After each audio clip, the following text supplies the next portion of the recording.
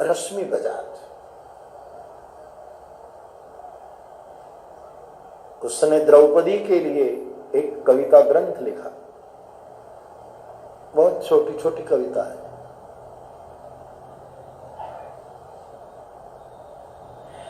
नारी समाज के भीतर एक जो विद्रोह है उसको उसने वाचा दी है।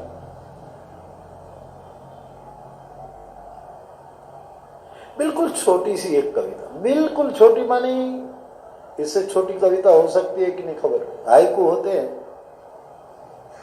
जापानीज काव्य का प्रकार जो हाइकू है,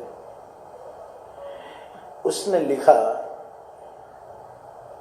कि स्त्री के पास सत्ता नहीं इसलिए सती हो गई।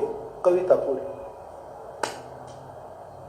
समाज में उनकी कोई प्रतिष्ठा नहीं, सत्ता नहीं, सत्ता और सती, सत्ता और सती का मेल करके एक बहुत विचार करने के लिए मजबूर करे ऐसी छोटी सी कविता। उनके पास सत्ता नहीं, अब क्या करें, सती हो गई, बस बात खत्म। नीरज जी की एक कविता है ना, अब कोई एक नया मजहब बनाया जाए और इंसान को इंसान बनाया जाए, ऐसा कुछ है। तो नीरज के नाम एक पाती लिखी है कवियत्री ने कि आपकी गजल को लेकर मैं आपको एक पाती लिखती हूं। उसमें लिखा है कि अब कोई एक नया मजहब बनाया जाए और औरत को भी इंसान बनाया जाए।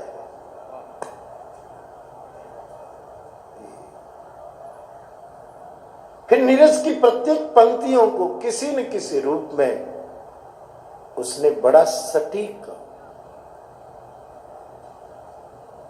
जवाब दिया है।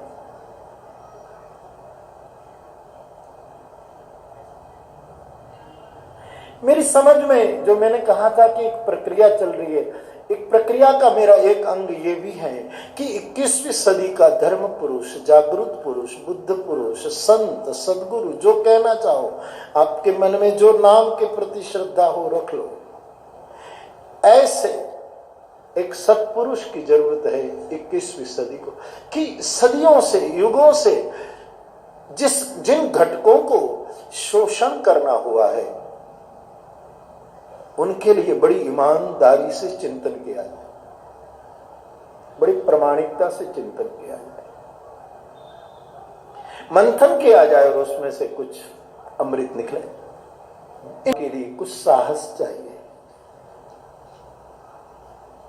और जब मैं ये मातृ विचारधारा की चर्चा करता, तब मुझे पता है कि इन विद्रोह की आवाज में तुलसी को भी लोग पकड़ते हैं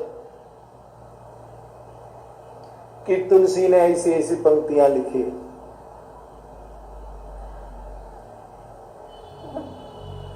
उसी कवियत्री महोदया ने एक कविता लिखी है कि अवगुण खानी नारी, रामचरितमानस का शब्द लिया, अवगुण खानी नारी से नारद को शादी करने से दूर रखकर कल्याणकारी भगवान राम ने एक सीता को पृथ्वी में समाने से रोक लिया, एक और सीता को पृथ्वी में समाने से रोक लिया।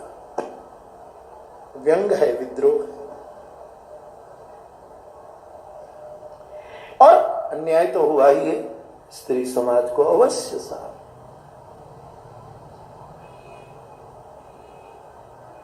फिर उस काल में कुछ उपयोगी रहा हो न हो, भूतकाल की हम पोस्टमार्टम न करें, लेकिन वर्तमान में संशोधन जरूरी है।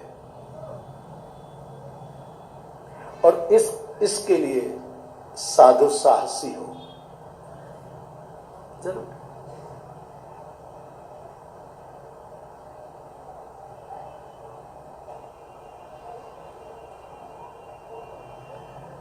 तो बाप जानकी के मन में भी ये एक प्रश्न उठा है, किसी भी रूप में राम के बारे में भी फिर उंगली उठती है, सीता के त्याग के बारे में, आदि आदि। अग्नि परीक्षा तो जग जाहिर बात है। महाभारत का चीरहरण, मानस की, रामायण की अग्नि परीक्षा।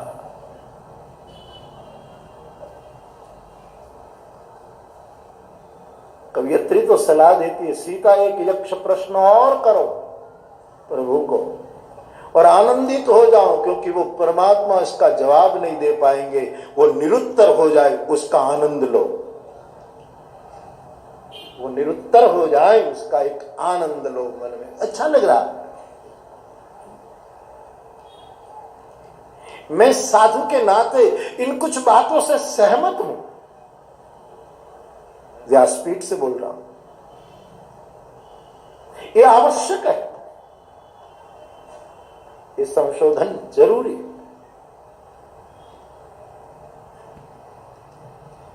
जो पृथ्वी का, सीता मानी समस्त नारी समाज, जो पृथ्वी का, यदि सीता को जनक ने प्रकट की, जनक का एक अर्थ होता है बाप, जनक जननी, जनक मानी पिता। हर बाप बेटी के रूप में अमृत प्रकट करे। जब वेद में पुत्रम देहि में, पुत्रम देहि में, पुत्रम देहि में चिल्लाया गया है, हमें पुत्र दो, हमें पुत्र दो, कन्याम देहि में, कन्याम देहि में नवी ऋचा नीचे है तैयारी।